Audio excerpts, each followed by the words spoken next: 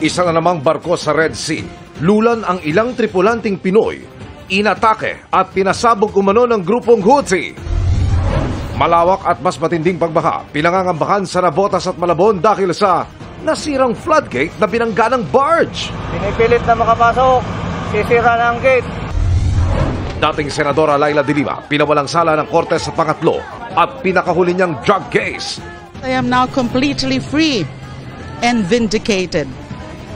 It's very liberating. Senior citizen sa San Jose del Monte, Bulacan, sa pilitang isinakay sa sasakyan. Ninakawan at binugbog pa. Patay! Bagong video ng paghabol at pagsalpok ng China Coast Guard sa inflatable boat ng Pilipinas sa Yungin Shoal noong nakaraang Lunes. Inilabas ng AFP. Ang insidente, hindi maituturing na aksidente ayon kay Defense Secretary Gilberto Teodoro. It was not a misunderstanding or an accident. It was an aggressive and illegal use of force. Hulikam! Dalawang magkasunod na aksidente sa intersection sa Sorsogon City. At salpukan ng dalawang motorsiklo sa Cotabato na ikinasugat ng 3. Halos isang buwan bago ang opisyal na pagbubukas ng 2024 Olympics Philippine Olympic Team. Nakarating na sa Paris, France. Ang game-changing na teknolohiyang magagamit sa paglapat ng first aid na nabuo sa tulong ng nuclear research. At Zonia Mejia, kuhang-kuha raw ang gigil ng mga nanonood sa kanyang pagganap bilang Trixie sa Lilet Matias, attorney at law. Trixie! Sumusobra ka na, ha? Live mula sa GMA Network Center, 20 taon nang nakatutok, 24 oras. Magandang gabi po, Luzon, Visayas at Mindanao. 2 beses inatake ng grupong Houthi ang isa na namang barkong may mga tripulanting Pinoy sa Red Sea. Kabilang sa nawasak ang command and control ng barko, pati na ang cabin na tinutuluyan ng mga tripulante. Nabidyuhan ang ilang sandali bago ang unang pag-atake at nakausap natin ang kapatid ng isa sa halos 30 Pinoy. Nakatutok si Ian Cruz. Kuha ito habang papalapit ang isang maliit na sea vessel sa bulk carrier na MV Transworld Navigator habang dumaraan sa Red Sea. Maya-maya, tila napatago na ang kumukuha ng video. Hanggang sa isang malakas na pagsabog na narinig. Basag ang salamin sa bridge ng barko kung saan naroon ang command and control ng barko. Basag din ang salamin ng ibang kabina ng barko kung saan tumutuloy ang mga tripulante. Kabilang ang ilang Pinoy na makikitang naka-bullet vest. Ang ilang tripulante natutulog na lang sa hallway na nasa gitna ng barko kaya mas ligtas kumpara sa ibang bahagi nito. Isa sa mga Pinoy, si Joel Almilor, kapatid ng broadcaster na si Dominic Almilor. Kwento ni Joel sa kapatid, gabi ng Biyernes nang unang atakihin ng drone strike ang MV Transworld Navigator. Lumikha ito ng apoy na agad ding naapula kaya walang malaking pinsala sa ngayon. Thrice daw silang binomba. Natutulog na siya noon,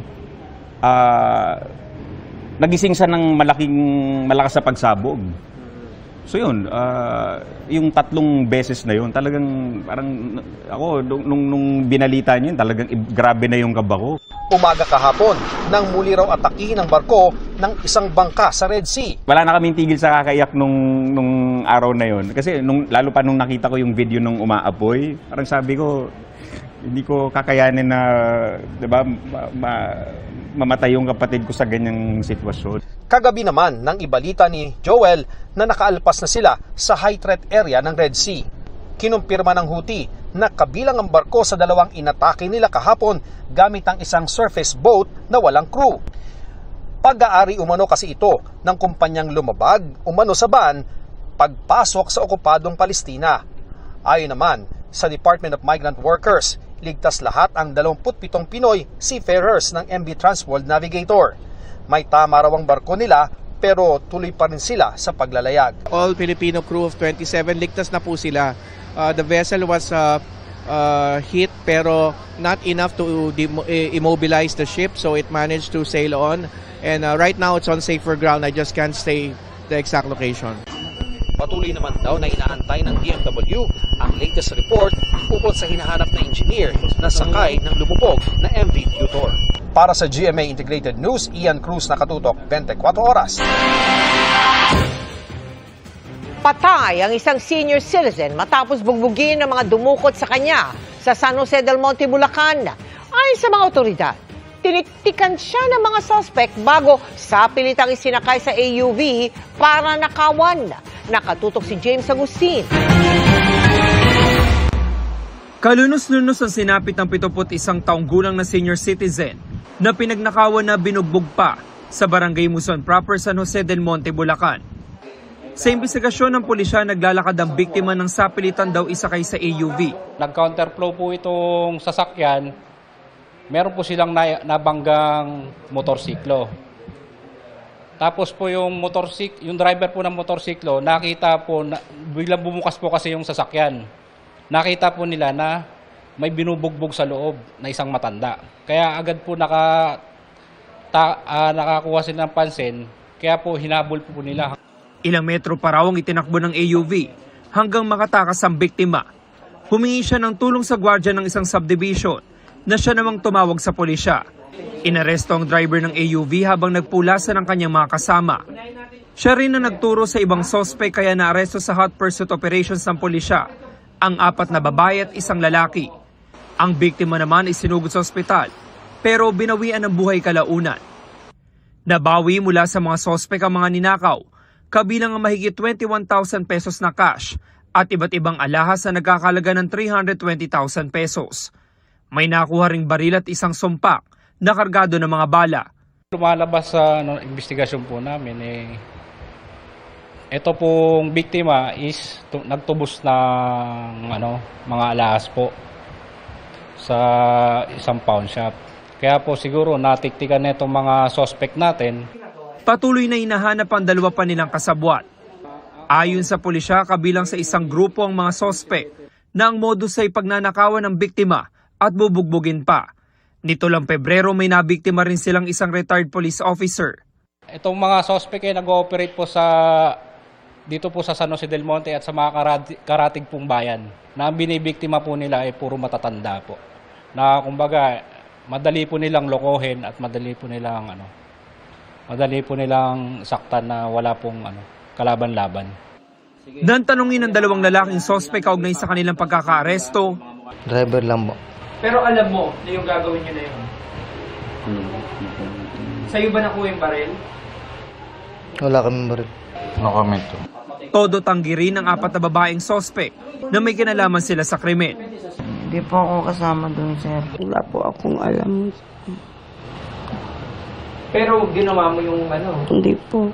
Wala po. Hindi ko pa alam na ganun ginawa nila po. Pero kasama po kayo sa sakyan. Hindi rin po.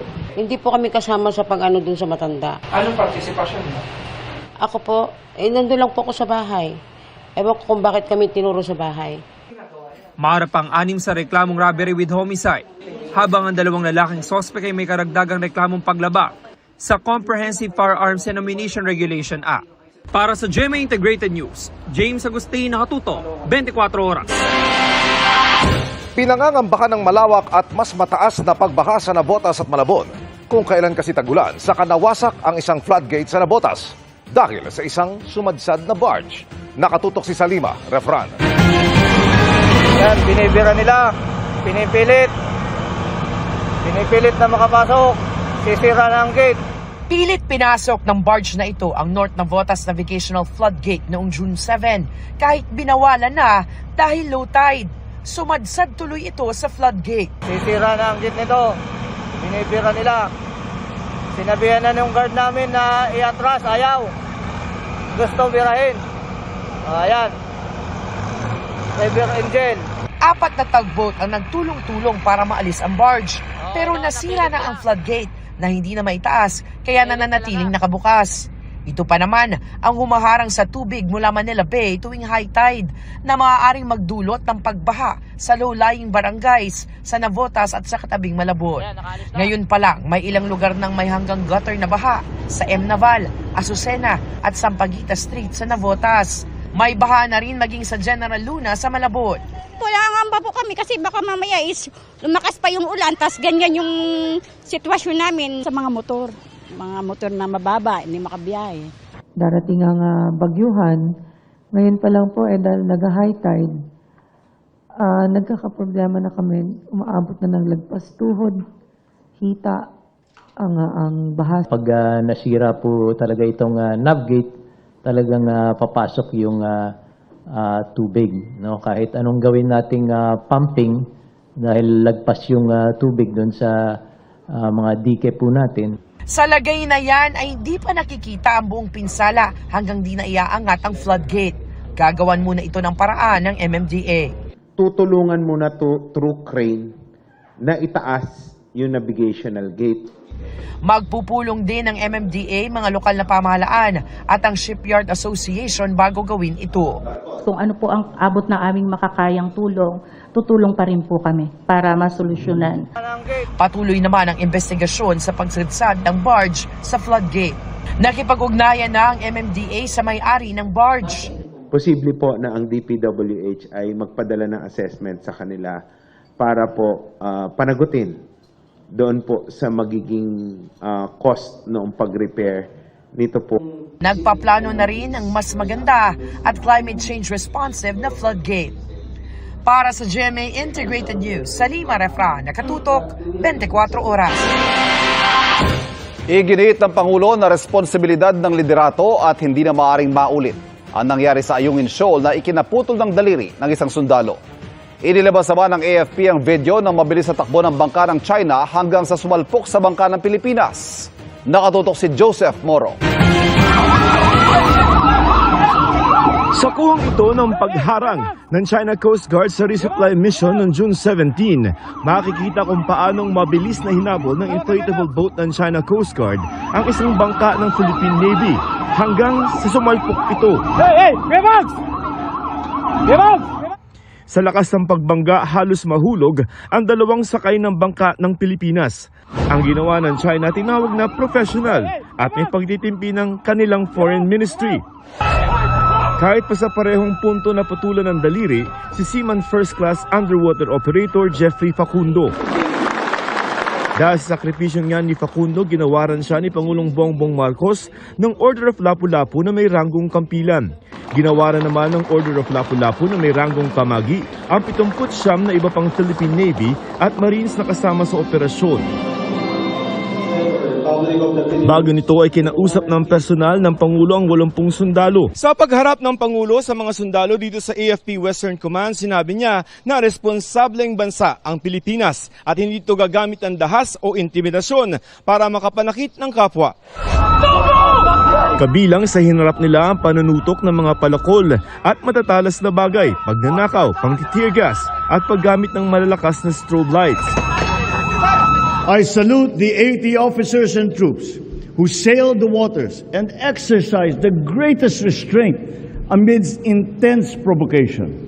On June the 17th, we made a conscious and deliberate choice to remain in the path of peace. Hindi raw gusto ng Pilipinas ng gera pero hindi raw ito katumbas ng kahinaan. Kailanman ay hindi tayo magpapasupil at magpapaapi kahit na kanino man. Sa harap nila at ng Defense Secretary, AFP Chief of Staff at mga pinuno ng AFP Western Command at Philippine Coast Guard, sinabi ng Pangulo na ang nangyari ay responsibilidad ng liderato. Sabay sabing hindi na pwedeng mangyari ulit ang sinapit ng mga sundalo sa Ayungin noong June 17. Sa gitna niya, nagpahayag ng suporta sa gobyerno ang Asosasyon ng mga Retiradong Opisyal ng AFP, kasabay ng papuri sa mga sundalong Pilipino. Para sa GMA Integrated News, Joseph Morong, nakatutok 24 oras. Matapos ang mahigit 7 taon, lusot na sa lahat ng hinarap niyang drug case si dating Senadora Laila de Lima. Sa desisyon ng korte, sinabi nitong bigo ang prosekusyon na patunayang guilty si de Lima at iba pang akusado. Nakatutok si Mari Zumali.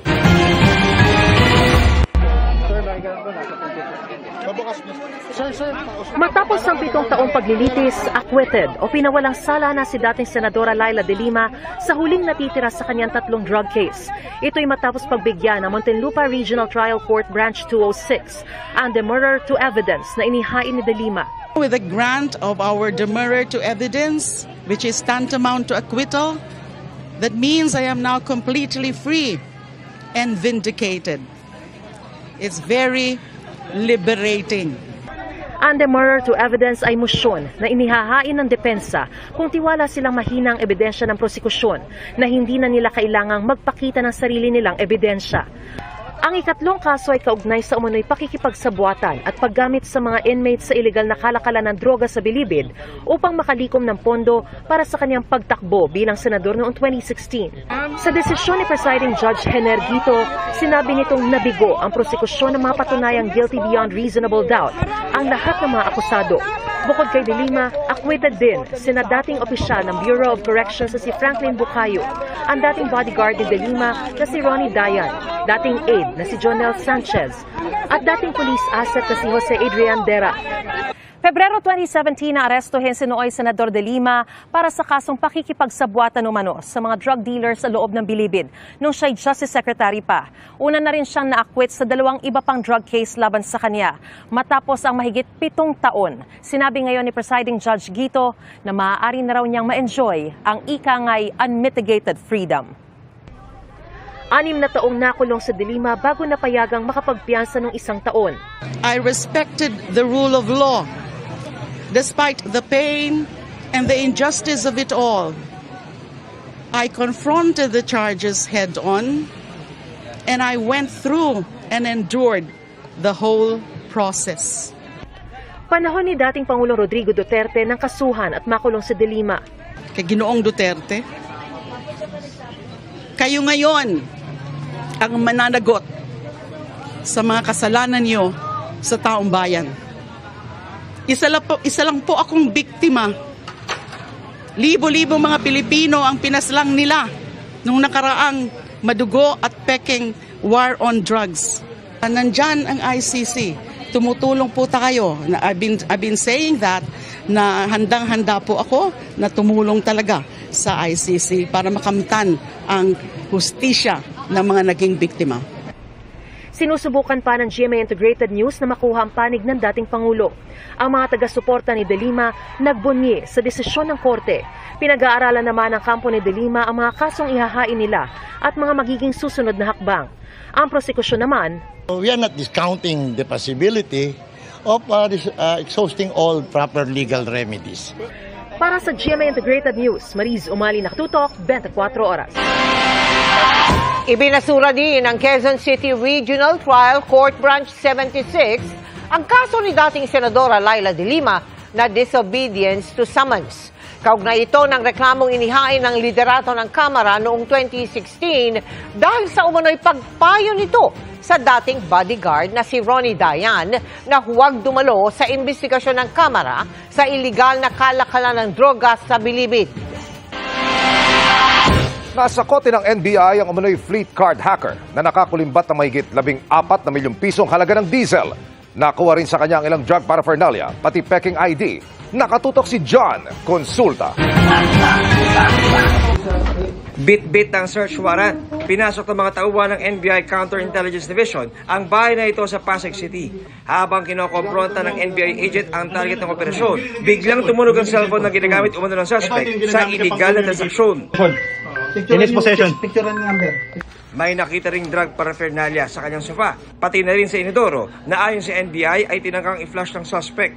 Sumbong ng isang kumpanya sa NBI, hinak ng suspect ang kanilang email para ma-access ang isa sa kanilang fleet card. Sa mga litratong ibinigay ng complainant sa NBI, makikita ang mga truck na ginamit ng suspect sa pagkuha ng krudo sa loob ng halos 1 buwan na ang halaga ay aabot sa 14.4 million pesos. Ito nga pinaka-workshop ng suspect na raid ng NBI dito sa Pasig. Makikita natin may mga wirings, may mga motherboard at iba't ibang mga gamit sa pagbuo ng mga iba't ibang computer. Habang nandito naman sa kabilang kwarto, makikita naman natin ngayon ang mga karagdagang ebidensya laban sa suspect.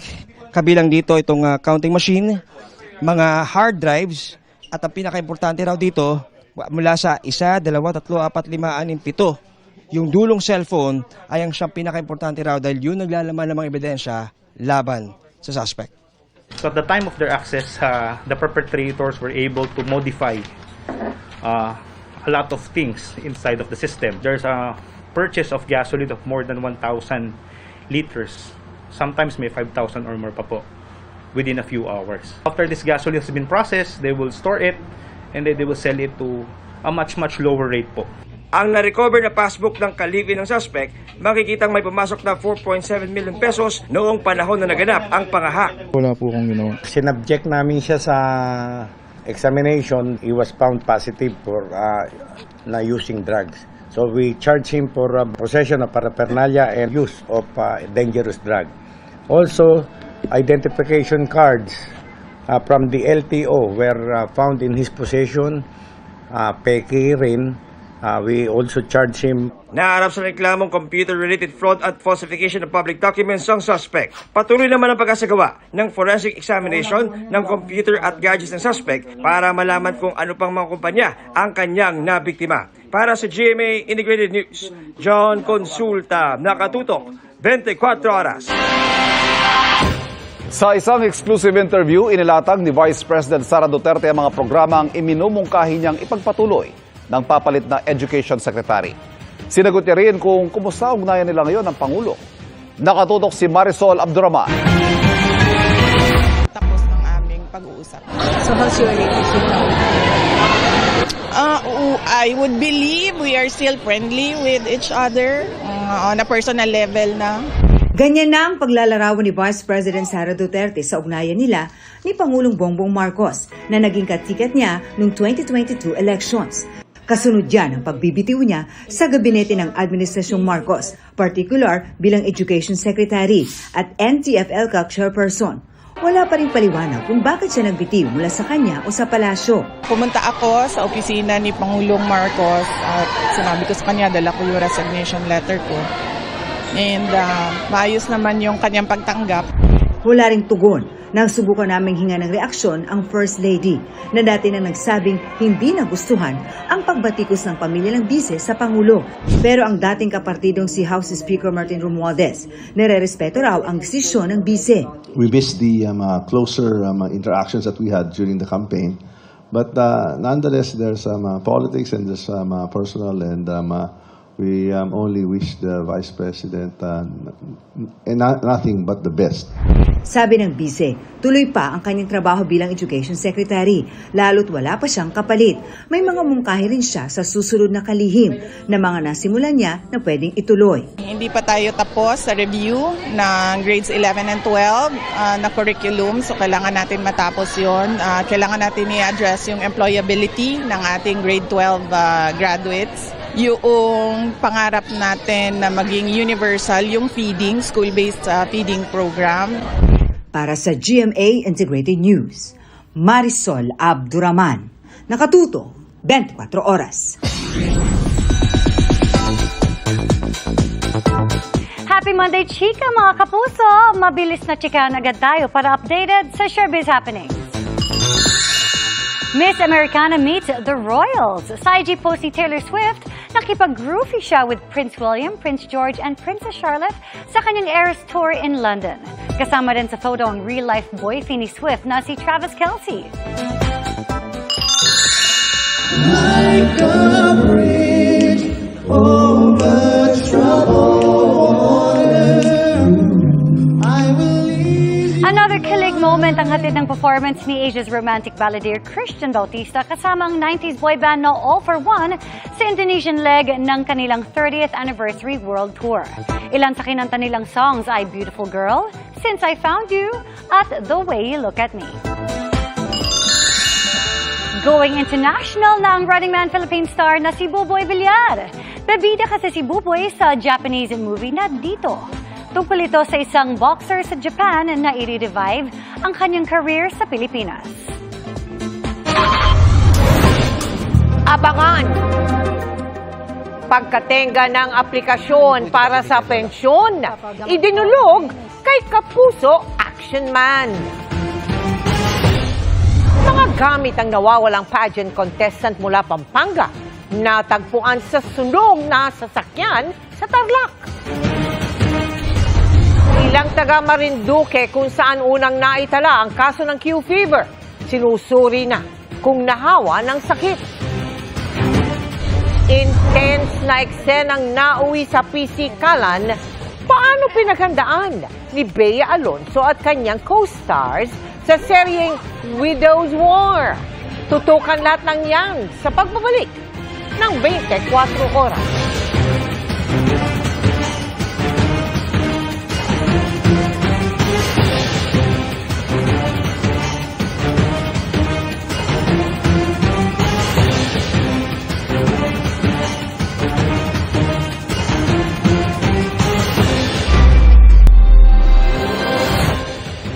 Kontrolado ang Q fever, kaya walang dapat ikabahala ayon sa Department of Health. Pinalab test na rin ang ilang tao para malaman kung nahawa sa mga kambing na nakitaan ng sakit. Nakatutok si Sandra Aguinaldo. Matapos patayin at ibaon sa lupa ang 60 kambing sa Santa Cruz, Marinduque dahil sa Q fever noong nakaraang linggo, ilang tao ang pinalab test para malaman kung nahawa sa Q fever. Hinihintay pa ang resulta ayon sa Department of Health dahil ang sakit ay pwedeng mahawa ng ibang hayop o tao. Ang tawag natin sa Q fever ay zoonotic disease kung saan ang paglipat mula sa hayop papunta sa tao ang nakikita. Ang binabantayan natin ngayon is yun bang mga na-expose dun sa mga kambing galing sa United States kung sila ba ay nagkaroon man ng Q fever. Pagtitiyak ng Health Department, may isolation facilities ang mga level 2 at 3 hospitals sa mga probinsya kung kailangan.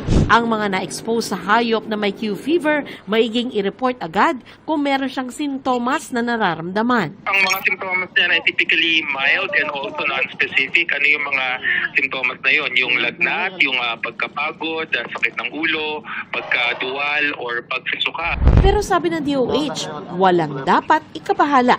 Hindi kami nababahala. Controlled na siya. Enero pa dumating sa bansa ang 74 na kambing na inimport mula sa Amerika para paramihin. Nagkaroon ng ilang test bago ito makumpirma nitong June. Bukod sa Marinduque, may mga imported na kambing din sa Pampanga na agad na pinatay at inilibing para hindi makahawa. Sa Marinduque, meron pa rin doong 6 na baka within the breeding station. Lahat yun ay pinatay na rin, dinipopulate na rin. Tiniyak naman ng Agriculture Department na gumamit ng kumpletong personal protective equipment at sumunod sa protocol ang 23 tauhan ng Bureau of Animal Industry na nagdepopulate sa mga kambing. Wala pang confirm na may sakit ng mga personnel namin ng Q fever. Para sa GMA Integrated News, Sandra Aguinaldo, nakatutok 24 oras. 4 na taon umanong natenga ang pensyong tulong sana sa pagpapagamot ng isang ginang. Malaking tulong sana yan sa kanyang pagpapagamot kaya dumulog siya sa inyong Kapuso Action Man. Taong 2020 pa raw, nagpasa ng application para makakuha ng social pension ang ngayon 64 anyos na si Nancy. Pero 4 na taon na lumipas, wala pa rin anyang pag-usad ang kanyang aplikasyon. Yan ang personal niyang idinalob sa serbisyong Resibo Caravan nitong Hunyo. Katuwang ang Department of Social Welfare and Development sa GMA Action Center. Yung pong social pension ko po, 4 years ko nang hinihintay. Wala pa raw. Hintay-hintay lang. 6,000 pisong social pension kada 6 na buwan ang dapat na matanggap ng mga kwalipikadong senior citizen. Saan niyo po ito gagamitin, Lola? Nagpapagamot po ako ngayon eh. Ngayon, diretso natin ilapit sa DSWD ang kanilang karaingan para ho malinaw na masagot ng mga personel ng kagawaran ang hinaing ni Lola. Siya po ay na-endorso sa amin ng LGU noong taong 2023 and noong taong yun din po ay nagkaroon tayo ng validation and assessment para malaman po kung yung senior citizen ay kwalipikado sa programa. At isa po si Nanay sa mga hindi na-interview ng DSWD. Si Nanay ay endorso ko po siya sa focal person ng LGU na kinabibilangan po niya para at least ma-assess po siya kapag meron tayong schedule ng validation. Para sa kaalaman ng publiko, hindi otomatiko na makatatanggap ng social pension ng mga senior citizen. may mga pamantayan o kwalifikasyon na sinusuri ang Regional Social Pension Section ng DSWD. Dapat senior citizen kayo, sick, frailly, and with disability. Dapat wala kayong natatanggap na pension mula sa SSS, GSIS, PIVA, or kahit anong pension po mula sa ahensya ng gobyerno. Pangatlo, dapat wala rin po kayong suporta na natatanggap po mula sa inyong mga kaanak, sa mga anak po ninyo. And pang-apat po, dapat po wala kayong regular na income. Matapos ang serbisyong resibo caravan, sumailalim sa assessment at validation si Nancy.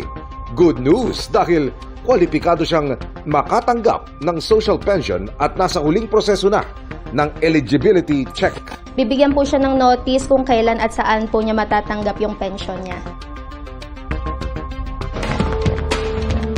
Mission accomplished tayo, mga kapuso. Para sa inyong mga sumbong, ipadala nyo lamang sa Kapuso Action Man Facebook page. Dahil sa anumang reklamo, pang-abuso o katiwalian, tiyak may katapat na aksyon sa inyong Kapuso Action Man.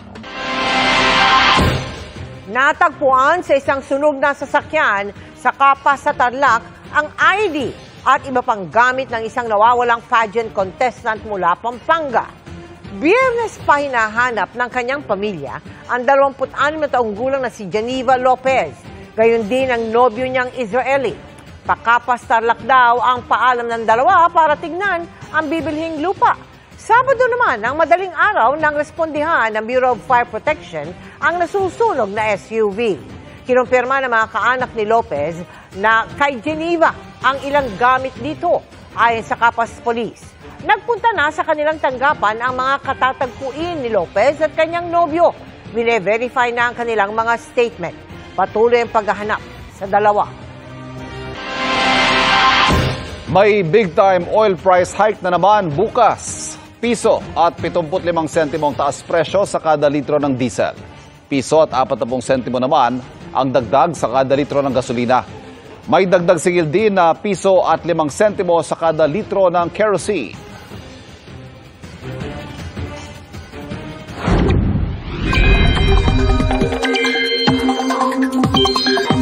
Mga kapuso, asahan ng mainit at maalinsangang panahon sa malaking bahagi ng bansa dahil naka-monsoon break po ulit tayo ngayon. Ibig sabihin, pansamantalang nawala ang epekto ng Southwest Monsoon o habagat sa ating bansa. Posibleng magtuloy-tuloy pa yan sa mga susunod na araw.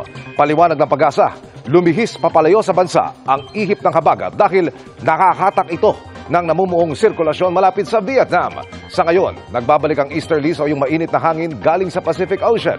Apektado niyan ang Southern Luzon, Visayas at Mindanao. Wala ring namamataang bagong sama ng panahon o bagyo ngayong linggo pero may tsansa ng ulan dahil sa thunderstorms. Base sa datos ng Metro Weather, umaga pa lamang bukas mataas na ang tsansa ng ulan sa Palawan, Mindoro Provinces, Quezon, Bicol Region, Western Visayas at Zamboanga Peninsula. Sa hapon, uulan na rin ang ilang bahagi ng Ilocos Provinces, Cordillera, Central Luzon, Calabarzon, natitirang bahagi ng Visayas, Northern Mindanao, Barm, Soc-Sargen at Davao Region. May matitinding buhos ng ulan na posibleng magpabaha o magdulot ng landslide kaya maging alerto po ang mga nakatira sa mababang lugar o malapit sa bundok. Sa Metro Manila naman, gaya po kanina ay posibleng maulit ang malakas na ulan bukas, lalo po sa bandang hapon o gabi.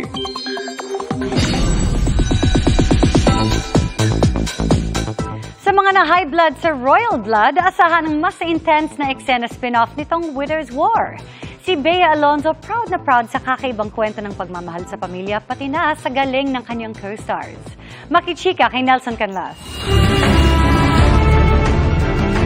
Ang mundo ng pamilya Palacios, mayaman, misteryoso, hindi nga ako yung pumatay. Paniwalaan niyo ako, Sergeant, hindi ako yung pumatay. at punong-puno ng motibo at sikreto. Sa pagpapatuloy ng GMA Integrated News interviews with Bea Alonzo, ikinwento niya ang kaibahan ng kwento ng Widow's War sa ibang serye na kanyang ginawa. Iligtas mo yung sarili mo, di ba kung ibang pamatay ka? It's a struggle of power, love, and parang doon mag-uumpisa yung conflict. But at the end of it all, I think it's a story about family, what you can give, what you would do to protect your family. Parang royal blood. Yes, something like that. Why are you with my son? Dahil gusto niya at gusto ko rin siya. Sa patikim ng mystery drama series, hinangaan na ng mga manunood ang kakaibang tensyon sa mga eksena. Maging si Bea, hangang-hanga rin sa co-star na si Jean Garcia. I love working with her. Nakatrabaho ko na siya ilang beses before, nung bata ako. Pero ngayon lang kami na magkakaroon ng mga ganitong eksena na lumalaban ako sa kanya. At actually, hindi lang lumalaban. Ang friend-turned-mortal na kaaway ng karakter ni Bea, gagampanan ni Carla Abellana. Hindi lang matatalim na salita ang bibitiwan nila sa isa't isa. Sabi mo kasi, mahilig mangialam. Imbes na mag-sorry ka, ikaw patong galit. Bakit naman ako magsasorry? Hindi ko naman sinasadya yun. Yung nanay mo kasi tatanga-tanga. Oh! Seryo! Alam mo, mama, ikaw patong Asahan na rin daw ang maraming pisikalan sa mga eksena. For me, I find it Kaya romantic. naman, Mas nakakalma nagpapasalamat ako ang kapag may kapuso West End. actress I sa love naging working watching, dynamics nila ni Carla. Kahit first time magkatrabaho, naging iisa raw ang goals pagdating sa gusto nilang ilabas sa eksena.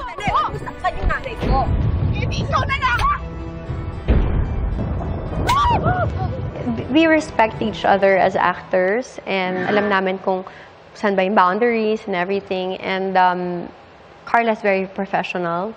And so beforehand, kapag may mga ganun kaming sensitibong mga eksena, we talk about it, nire-rehearse namin, saan ba kami pupunta para hindi kami magkakasikitan physically masyado.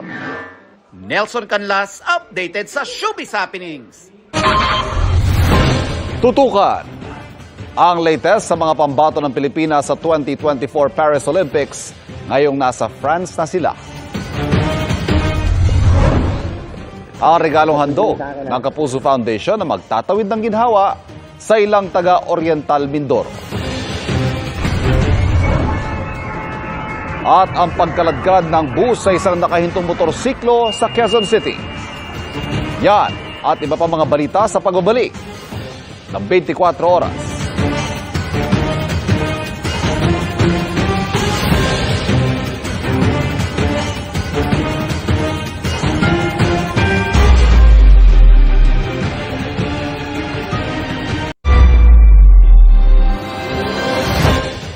Nasa Paris, France na ang ilan sa mga pambato ng Pilipinas sa nalalapit na 2024 Paris Olympics.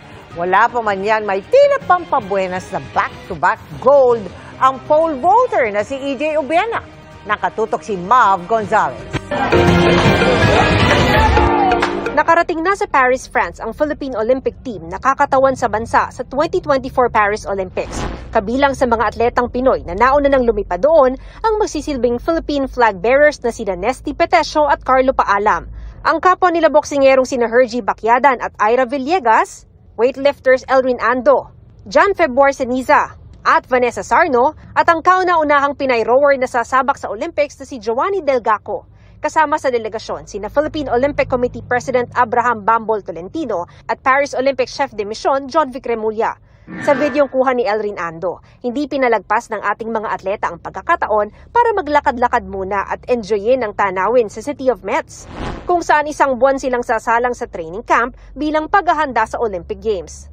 Samantala, bago pa man tumungo sa France para sa panibago niyang Olympic journey, sunod-sunod nang nagpamalas ng galing si EJ Obiena sa kanyang back-to-back gold sa Poland. Pinakabago riyan ang ginto sa Czesław Cybulskiego sa Poznan, Poland. Dito nakamit niya ang kanyang bagong stadium and meeting record na 5.87 meters. Bago yan, nakaginto rin si Obiena sa 6th Arena Dziewinska Memorial sa Poland, kung saan tagumpay niyang na-clear ang kanyang season best na 5.97 meters.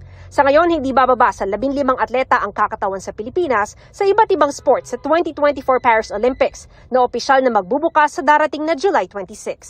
Para sa GMA Integrated News, Mav Gonzalez, nakatutok, 24 oras.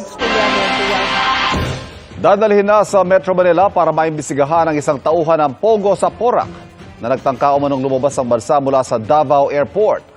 Nakatutok si Jonathan Andal. Ito ang passport ng babaeng Chinese na hinarang kahapon sa Davao International Airport na lalabas sana ng bansa. Ang Chinese nakaalerto pala sa Bureau of Immigration dahil manager siya ng Lucky South 99, ang sinalakay na illegal na pogo sa Porac, Pampanga. Lumipad pa raw ito ng Davao para lang makalabas ng Pilipinas. The preferred airports of these Chinese nationals coming in and out of the country are Clark, Palawan, Puerto Princesa, and Davao. For whatever reason, we don't know. dadalhin siya sa Maynila para imbestigahan ng PAOK o Presidential Anti-Organized Crime Commission. Isa siya sa 12 persons of interest ngayon sa illegal na pogo sa Porac na ipinaalerto na sa immigration ng PAOK. Ipinalalagay na rin daw sa Immigration Lookout Bulletin Order si Bamban Tarlac Mayor Alice Go at kanyang mga kapatid, pati na si Dennis Cunanan, ang dating opisyal ng gobyerno na naging independent consultant ng mga kumpanya sa likod ng pogo sa Bamban Tarlac at Porac, Pampanga. Lahat po ng may kinalaman sa kaso ng Bamban ay inapplyan na po ni SOJ, in-instruct na ni SOJ Remulla na maglabas na po ng IBLO, Immigration Bulletin Lookout Order. So sila Mayor, yung mga kapatid niya, Dennis Cunanan and everybody else. Sinusubukan ng GMA Integrated News na makuha ang panig ni Go at Cunanan. Kanina nag-inspeksyon si Senator Sherwin Gatchalian sa loob ng illegal na pogo sa Porac. Ito na raw ang pinakamalaki at pinakabrutal na pogo na nakita niya. Itinuro ni Gatchalian si Go na sangkot din daw sa pogo na ito sa Porac at hindi lang sa Bamban. Ang masasagot ko lang yung mga kausap niyang tao, nakita rin dito sa Pogo Hub na ito. So that's the link that we are referring to. Irerekomenda naman ng senador na suspendihin na si Porac Mayor Jaime Capil dahil sa kapabayaan. Merong negligence na nangyari kung ang isang mayor hindi pinapapasok. Dapat magsumbong ka na sa police, mag-report ka na officially, hindi yung tatahimik ka. Dahil kung tumahimik ka, para ka nang kasama doon sa mga krimen na nangyari. Sabi ng abogado ni Capil, sasagutin na lang nila ito sa pagdalo nila sa pagdinig ng Senado sa Miyerkules. Pag-aaralan naman ni Gatchalian kung ipatatawag din sina Atty. Harry Roque at kanyang dating executive assistant matapos makita ang mga dokumento nila sa sinalakay na Porac Pogo Hub. Inihahanda naman na raw ang ihahaing forfeiture case para mapasakamay na ng gobyerno ang abandonado ng illegal na pogo sa Porac. Kapag inaward daw ng korte sa PAOK itong 10 ektaryang compound na ito, irerekomenda daw nila itong maging isang eskwelahan. Mula po rito sa Porac, Pampanga, para sa GMA Integrated News, Jonathan Andal, nakatutok, 24 oras. Dahil walang tulay, buwis buhay ang pagtawid ng ilang taga-Bulalakaw at Mansalay, Oriental Mindoro para makapunta sa sentro ng kanilang mga bayan. Kaya sila ang sunod na hahandugan ng Kapuso Tulay para sa Kaunlaran Project ng GMA Kapuso Foundation. Dahil walang tulay, pilit na tinatawid ng 73 taong gulang na si Igel ang ilog na ito para makapagbenta sa bayan ng Bulalakaw sa Oriental Mindoro. Habang pasan ang 10 kilong kamote at saba, walang takot na hinaharap ni Igel ang ilog na kung minsay umaapaw kapag malakas ang ulan. Mga alauna ng gabi, galing sa amin, bago kami makarating sa Tianggib, mga alas 7, alas 8, ganun. Ganun karayo. Pag mataas ang ilog ay hindi nga kami makatawid. Pagsasaka ang pangunahing kabuhayan sa lugar at para hindi na sila mahirapan sa pagdadala ng kanilang mga ani tuwing tag-ulan, magpapatayo ang GMA Kapuso Foundation ng 70-meter cable-suspended steel bridge na papakinabangan ng 1,500 residente ng mga bayan ng Mansalay at Bulalakaw. Bagamat hindi maganda yung nangyari sa kanila na naapektuhan sila ng oil spill. Tapos meron ding drought last year, yung tagtuyot. At nagkaroon din ng tagtuyot ngayon. At least kahit papano, there is a silver lining in every cloud. Yung walkway is made up of steel. So talagang matibay ito at hindi basta-basta masisira. Katuwang natin sa proyektong ito, ang 51st Engineer Brigade ng Philippine Army. Ang may bibigay na tulong, Armed Forces of the Philippines, is the manpower, the technical skills also ng ating mga engineers, and even yung mga transportation requirement. Nagsagawa rin tayo ng feeding program at namahagi ng food packs. Maraming salamat din po sa Globe Telecom Incorporated. Mabuti pag may tulay na, maalwan-alwan na siguro ang buhay. Sa mga nais makiisa sa aming mga projects, maaari po kayong magdeposito sa aming mga bank account o magpadala sa Cebuana Luwalier. Pwede ring online via GCash, Shopee at Lazada.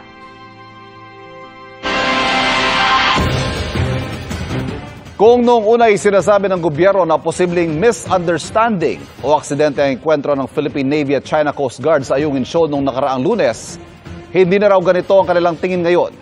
Nanindigan din si Pangulong Bongbong Marcos na hindi aanunsyo mga resupply mission gaya ng naunang inirekomenda sa kanya. Yan ang aking tinutukan.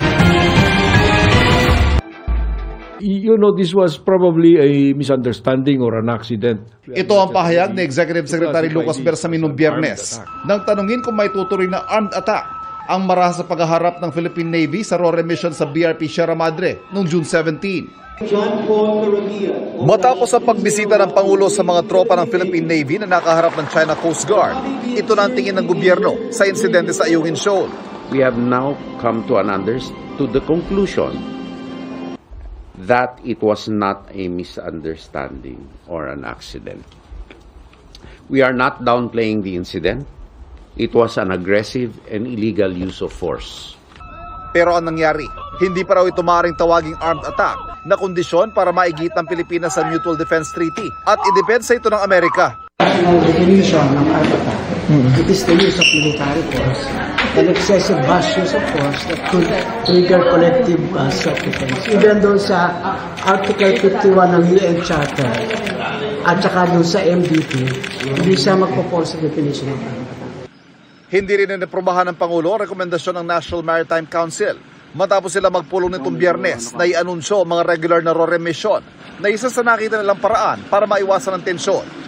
Dati ng posisyon ng Pilipinas na ang Ayungin Shoal ay bahagi na exclusive economic zone ng bansa at hindi dapat ipagpaalam ang anumang lehitimong aktibidad doon. The President has reiterated that we will not publish schedules of any RORE. Sa kabila ng mga pahayag na ito, hindi raw giyera ang habol ng Pilipinas at nagpapatuloy ang pakikipag-ugnayan sa China para maresolba sa pamamagitan ng diplomasya ang anumang tensyon. Pero aminado ang Department of Foreign Affairs, wala pa nangyaring pulong sa kanilang Chinese counterpart mula nang mangyaring insidente noong June 17. The peaceful means, yes. Hindi nawawala yan. We are also doing something on the diplomatic front. We have a mechanism that has been in existence for quite a number of years. Sa isang pahayag, sinabi naman ng China Foreign Ministry na dapat magtulungan ng Pilipinas at China para bantayan ang kapayapaan at stability sa South China Sea. At hinimok ang Pilipinas na tigilan ang anilay paglabag at panlilinlang sa international community. Para sa GMA Integrated News, Ivan Mayrin na nakatutok, 24 oras. Huwag palampasin. Kita sa pang-scam ng ilang pogo. Pinangangambahan na magamit po sa eleksyon. Game changer ang high-tech na pagpapatigil sa pagdurugo na na-develop dahil sa nuclear research. At dugong Pinoy na si Shanti ng K-pop group na Lapilus, wish makatrabaho ang ilang kapuso. Sa pagbabalik yan ng 24 oras.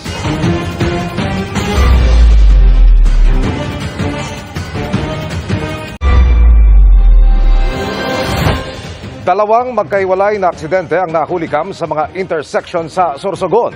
Tumilapon ang dalawang sakay ng isang tricycle na pang-deliver ng yelo nang makabanggaan ng isang puting van. Parehong dire-diretso ang magkasalubong na tricycle at van sa crossing sa Coastal Road. Sa isang anggulo, kita ang pagkaladkad sa delivery trike at mabilis na takbo ng van. Nagtamo ng minor injury ang driver at sakay ng delivery trike. Sa isa pang crossing, hulikam rin ang banggaan ng itim na pickup at puting kotse. Sa lakas ng impact, bumaliktad ang pickup. Walang napaulat na nasaktan sa aksidente. Paalala ng mga otoridad maging defensive driver at ugaliing magdahan-dahan lalo na po sa mga intersection. Sa Tulunan, Cotabato naman, 3 ang sugatan ng magsalpukan ng dalawang motorsiklo. Lumabas sa kabilang bahagi ng kalsada ang isang motor at doon na nagkabanggaan. Tumila po ng rider na natanggalan ng ngipin at nasugatan sa tainga.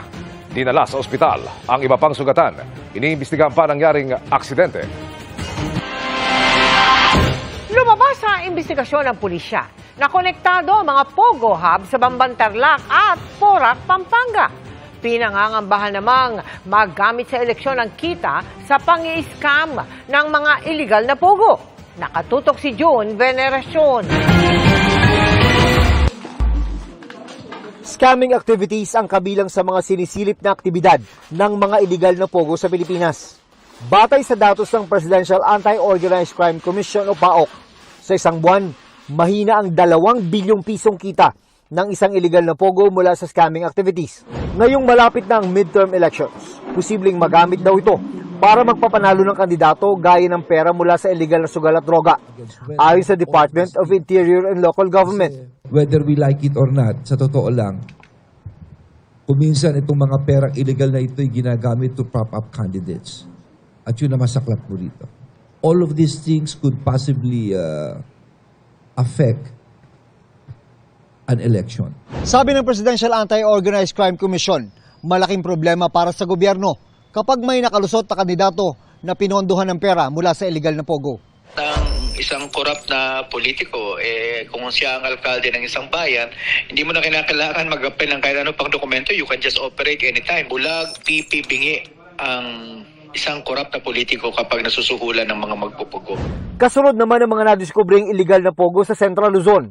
Nagbabala si PNP Chief Romel Francisco Marbil na mananagot ang mga pulis kapag sila ay nasangkot sa illegal na pogo. I don't want to say na protector po kasi wala naman po talagang protector.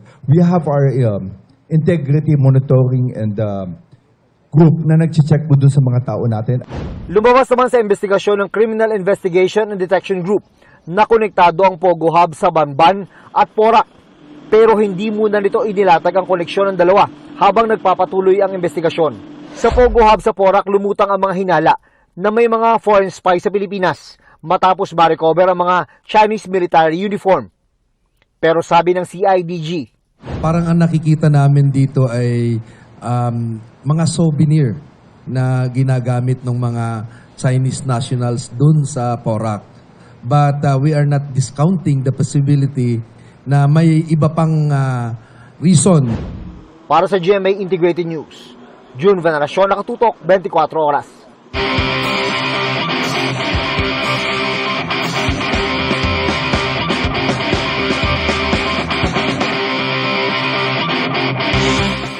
Every second counts pagdating sa emergency response. Kaya malaking tulong ang isang local tech na kayang magpatigil sa pagdurugo.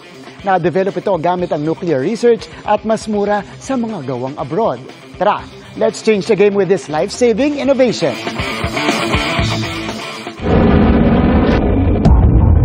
Pag narinig natin ang mga salitang nuclear research, pwedeng maisip natin,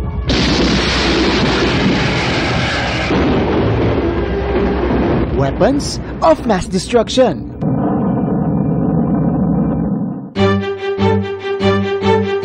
But actually, maraming mabuting application ng nuclear research.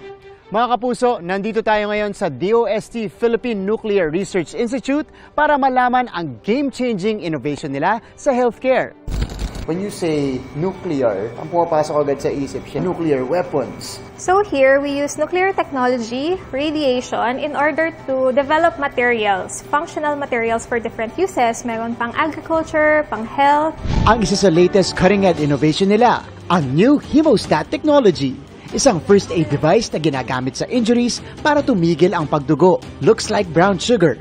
Pero yan ang granule form ng hemostat. At once mag-contact sa sugat, mag-e-expand ito at bubuo ng physical seal para matigil ang pagtagas ng dugo in just seconds. Amazing! Minsan, it takes 10 minutes to 1 hour bago ka mag-bleed out. So very important first to stop yung bleeding.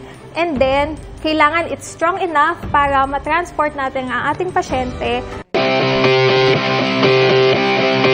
Sa paggawa ng hemostat, pinaghalo namin ang tubig at isang uri ng cellulose na nakukuha naman sa mga halaman. Idadaan ito sa radiation. Ito na yung hemostat. Ito na siya. Okay. So matibay na siya. At patutuyuin sa oven para tumigas. Lalagay po natin siya sa grinder. Yan na po ang kanyang itsura. Mayroon din itong applicator para sa mas malalalim na sugat tulad ng stab at gunshot wounds. At gauze type para mas madaling itapal. Napapabilis din ito ang natural clotting ng katawan para maghilom agad ang sugat. And na-connect kami sa military. And then, medyo nasabi nila sa amin na may kulang nga sila ng hemostat. Meron mga imported na hindi kasi ganun kamura. With the first ever hemostat technology ng bansa, napunan din ang pangangailangan ng healthcare industry at emergency response. At dahil locally made, mas mura ito kumpara sa nasa merkado. Mas strong yung cloths na na-form niya. One of the first in the Philippines and actually the world to be made from a nuclear-based or radiation-based technology. Dadaan na ito sa clinical trials bago maging available sa merkado. There you have it mga kapuso, napakagandang innovation at isang halimbawa lang po yan kung paano natin magagamit ang nuclear research for life-saving medical treatment. Para sa GMA Integrated News, ako si Martin Javier, changing the game!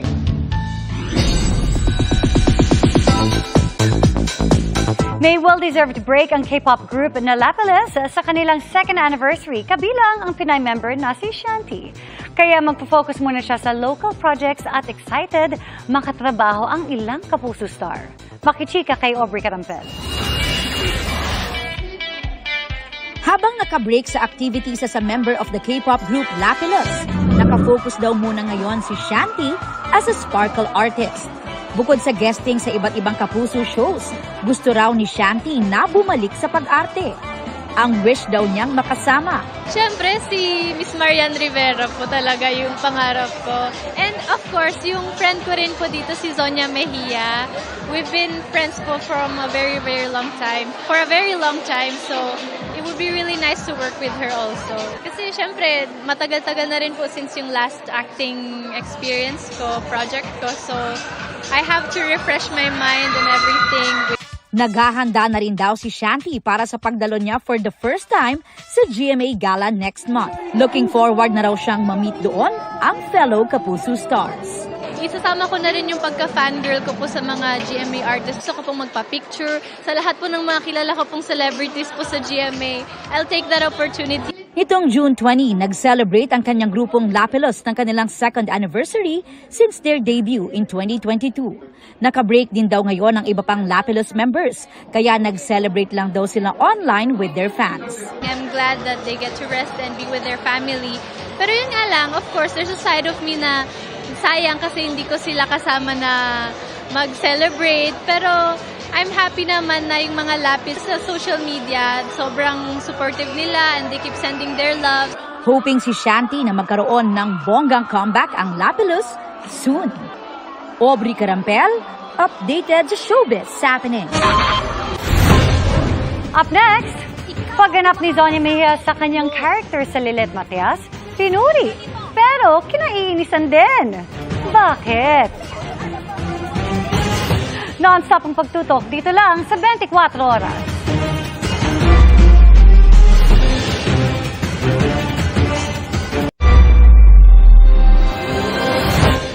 Tuluyan ang ibinasura ang kaso laban sa driver ng SUV na sa pilitang nangumpiska ng lisensya ng nakagitgitan niyang driver.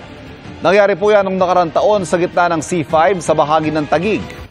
Sa kauna-unahang pagkakataon ay nagsalita na rin ang driver ng SUV. Ang git niya, ginit-git sila ng driver ng truck dahilan para magalit siya at kumprontahin ito. Pinabulaanan din niya ang alegasyong may dala siyang baril at nagbanta siyang babarilin ang kapwa driver. Gayunman, aminado siyang mali na paratangan niyang nagdodroga ang truck driver at mali ang sapilitang pagkuha ng lisensya. Sa ngayon, pinag-iisipan niya ang pagsasampa ng reklamo laban sa truck driver. Ilang hamon sa pagre-report at epekto ng Artificial Intelligence o AI ang tinatalakay sa East-West Center International Media Conference sa Pasay City. Bahagi ang GMA Network ng 3 araw na conference. Kabilang sa mga nabanggit na pagsubok na kinakaharap ng media ay pag-uulat ng tama at kumpletong informasyon sa gitna ng estado nito. Nakatakdaring pag-usapan ang epekto ng teknolohiya gaya ng Artificial Intelligence o AI sa pagsala ng informasyon, pati ang climate change, global politics at eleksyon. Lalahukan ito ng mga journalist, experts at mga leader mula po sa iba't ibang bansa. Patay ang isang nakamotorsiklo matapos sagasaan ng isang bus sa Commonwealth Avenue sa Quezon City. Paliwanag ng driver, nagkaproblema umano sa preno ng bus. Ang nahulikam na insidente sa pagtutok ni Chino Gaston. Sa viral video na pinost sa social media, makikitang tumigil ang mga motorsiklo sa stoplight ng panulukan ng Commonwealth Avenue at Fairlane Street sa Fairview, Quezon City mag-alas 2 ng hapon nitong Sabado. May isang puting bus na parating sa likuran ng mga motor. Pero sa halip na tumigil, tuloy-tuloy ang andar ng bus hanggat sa nabangga, nasagasaan at naipit ang rider na nakakulay pula. Nakaladkad ang motor at pumailalim ang rider sa bus bago tuluyang tumigil sa gitna ng intersection. Patay ang 31 anyos na biktimang kinilalang si Mark Magno, isang delivery rider na taga Tondo, Maynila. Yung bus daw bumubusina na at nawala ng preno. Kaya merong mga rider na yung iba nakaiwas pero merong isa na hindi na nakaiwas. Kaya yun, kinaladkad na siya mismo nung bus. Nakakulong ang 59 anyos na bus driver. Pauwi na raw sana siya dahil may naramdamang problema sa preno ng kanyang bus. Sinubukan ko po yung actually doon sa peso na kung hindi siya magsasakay, ibig sabihin magaang siya, kaya niya pang tumigil. Kaya lang siguro habang tinatakbo ko, lumalala, sinusinahan ko na, talagang pinili kong tumigil, hindi tumigil talaga yung sinakit. Siyempre sir, ayoko po mangyari yun. Unang-una, siyempre po, buhay po ng tao yun.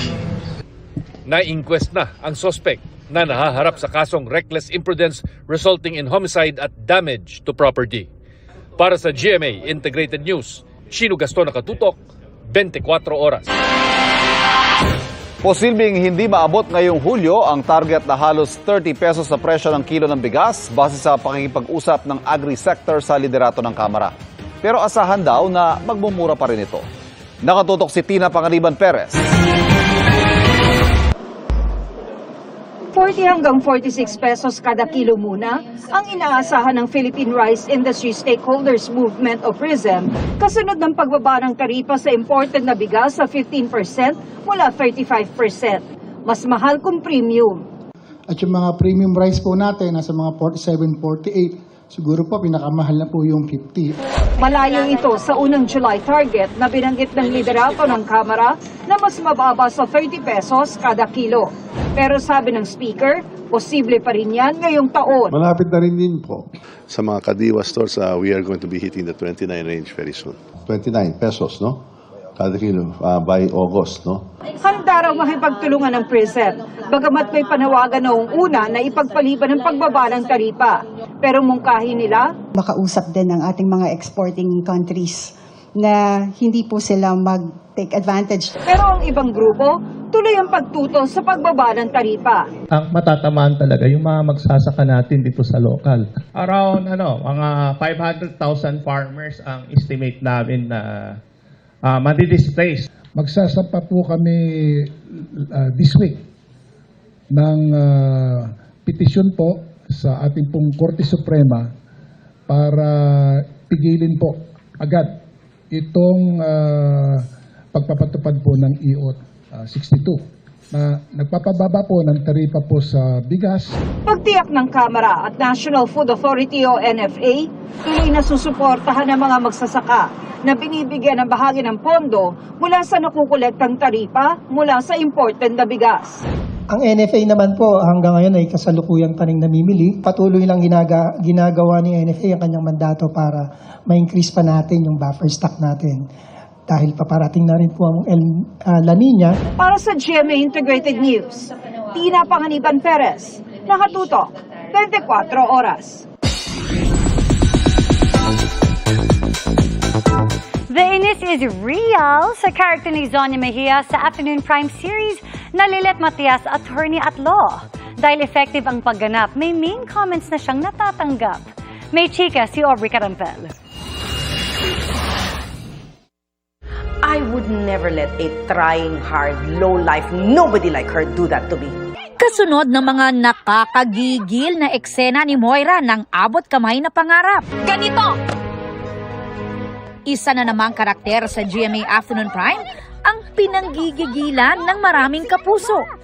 Yan si Trixie, ang karakter ni Sparkle star Zonya Mejia sa Lilet Matias, Attorney at Law.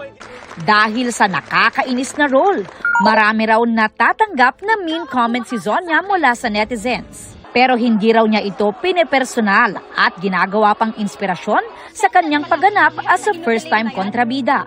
una pa lang naman yun na yung goal ko. Kasi as a kontrabida, di ba, gusto mo yung effective ka na makita ng mga tao na naiinis sila sa'yo, nagagalit sila sa'yo, and nararamdaman ko yun ngayon from the audience. So far, what's the worst comment na natanggap mo? Worst siguro yung mamatay na daw si Trixie at mamatay na si Zonya. There, you do this to me! Pero kahit maraming nagagalit, marami rin ang humahanga sa acting skills ni Zonya. Lalo na nang ipalabas ang court scenes nila kung saan si Trixie ang rape victim. At ang inakusahang ng rape sa kanya na si Ino, played by Joaquin Domagoso, ay nakatulang not guilty. Mali!